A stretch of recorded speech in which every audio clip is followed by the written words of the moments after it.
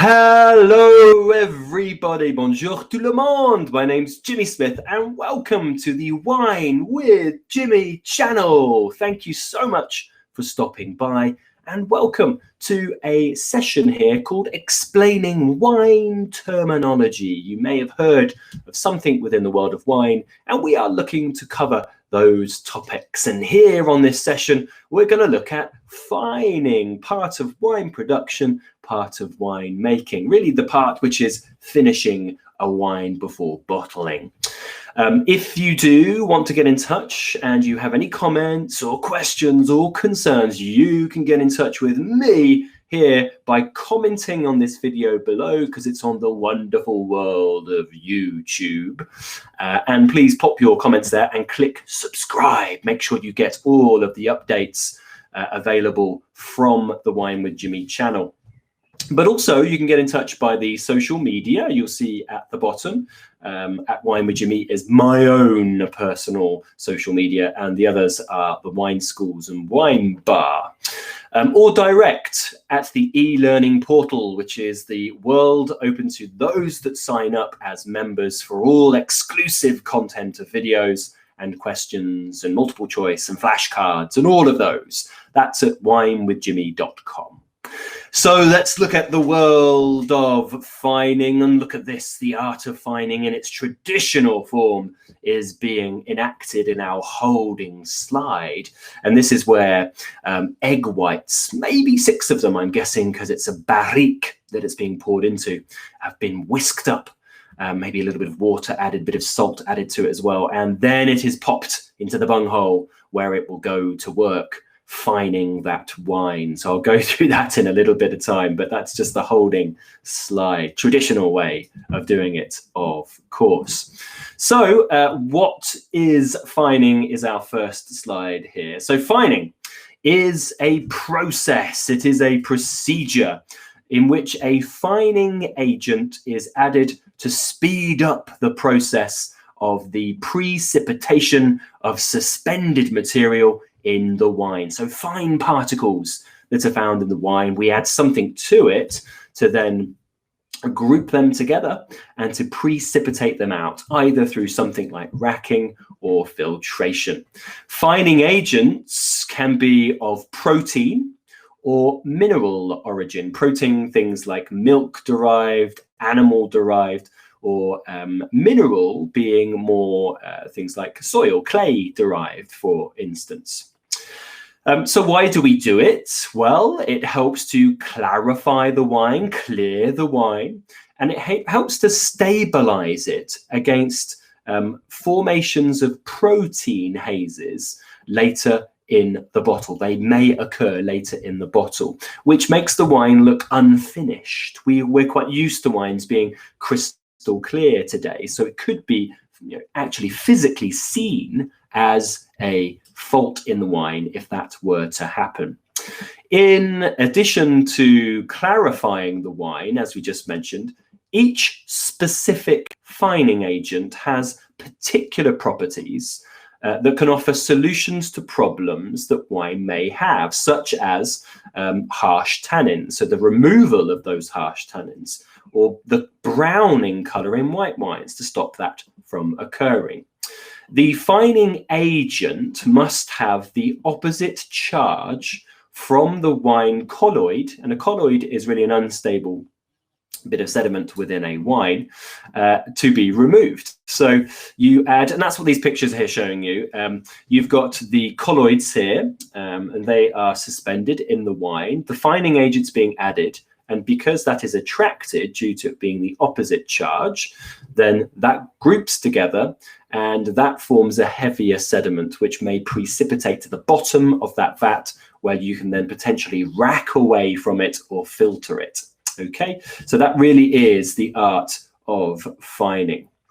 Okay, so next up, what about the problems? And we just alluded to this, the problems of non-fined wines. Now, it's important to understand that not all wines will be fined. There are, of course, people that believe in the fact that fining can be problematic in stripping away flavour and aroma.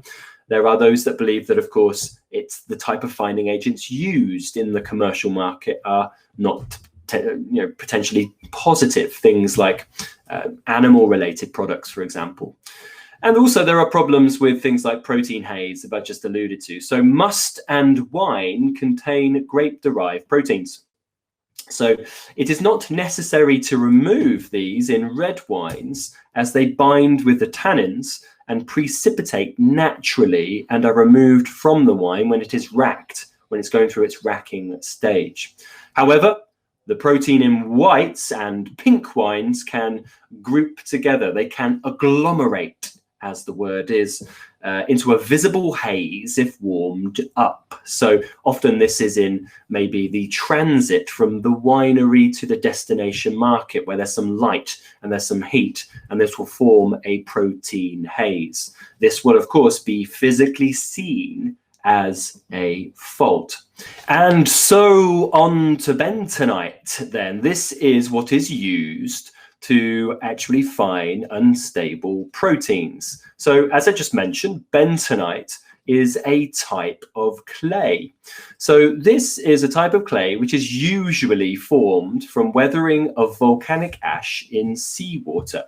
And it adsorbs, not absorbs, it adsorbs, which means it holds molecules of gas, liquid or solute as a thin film on the outside surface or on the internal surfaces within the material. So talking about bentonite in this instance.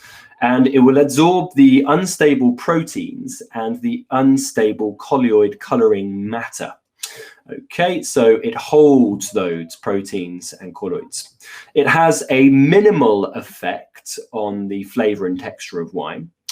It does lead to some color loss in red wines, and it produces a large amount of sediment. So wine will be lost when it is racked off that sediment, because there is some liquid held within it. So there is a reduction in volume of wine as well.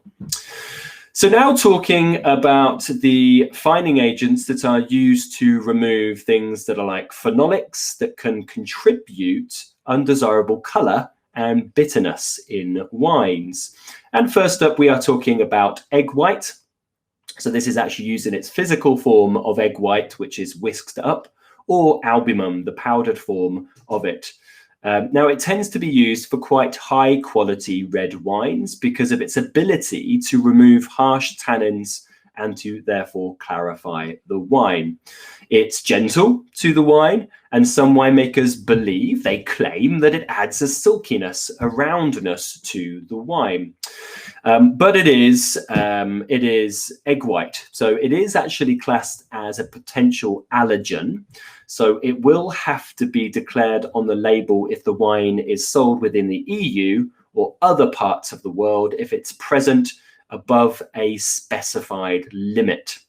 It also means it's not suitable for vegetarians because it is derived from an animal-related product. And this has been the very traditional process. And that is what is happening here. I talked about a little bit on video, on part one, the first slide. We had a picture of a winemaker adding it to the vat. This is actually the step before. This is whisking up the egg whites, often with a little bit of salt and a bit of water. And then that is added to the bunghole, which then goes through the vat. It sits on top of the wine and then moves its way down, attracting the colloids, grouping it together and pushing it to the bottom of the vat, where the wine will then be racked away from that. But the wine has come in contact with an animal-derived product at that point. So that's why it's not suitable for vegetarians. Then we've got gelatin, which is another common fining agent. So this is a protein collagen extracted from pork that aids clarification. It removes bitterness and astringency in red wines, and then also removes the browning in white wine. So all very positive points for the clarity of the wine. It must be added in the smallest effective amount, as it's easy to overfine with gelatin, which could strip flavor, could strip the character and aroma, and could also create a heightened, increased risk of protein haze forming in the wine later. It's not suitable, of course, again, the bottom left-hand corner there, big red cross through it, not suitable for vegetarians, as of course it is derived from animals.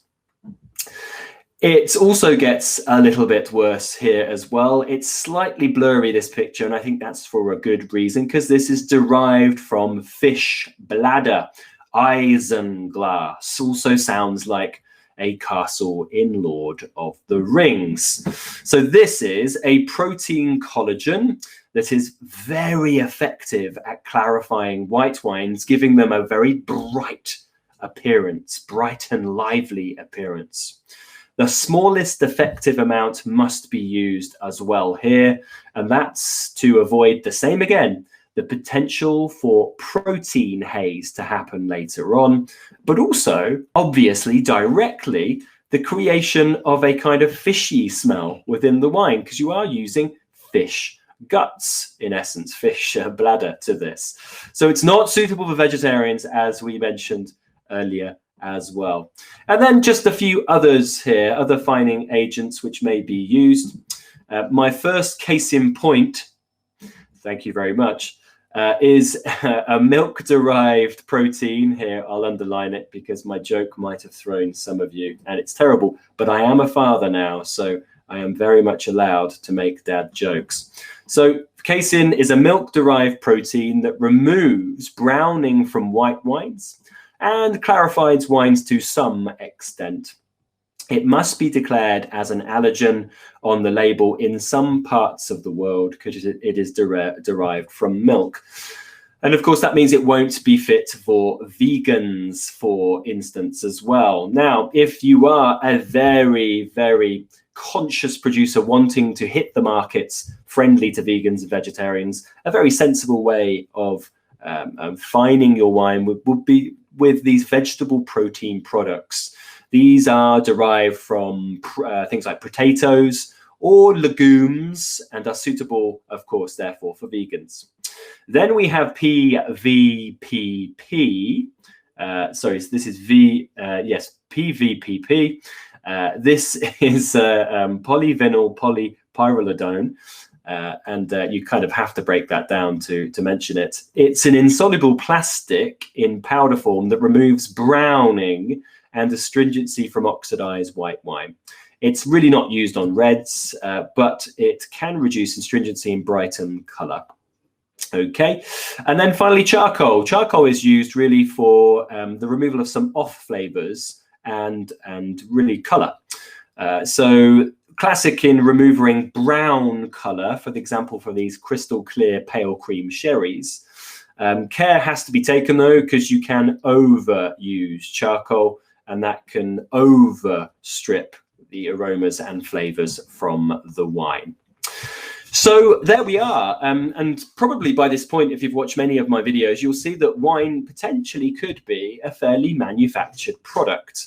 But please bear in mind that some producers, of course, will avoid most of these processes if they are making a more natural product in terms of wine.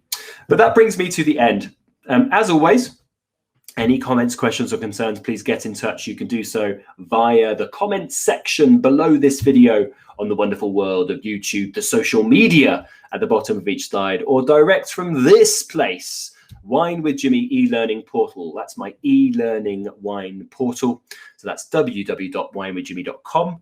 And that is an excellent resource for those of you studying different types of qualifications, such as an example, WSET, where we have created a huge wealth of video content to help you through the different levels, specifically level 3 and level 4, but also things like flashcards, short written answers, and questions and answers, multiple choice revision sessions, and coming soon, map-based questions as well.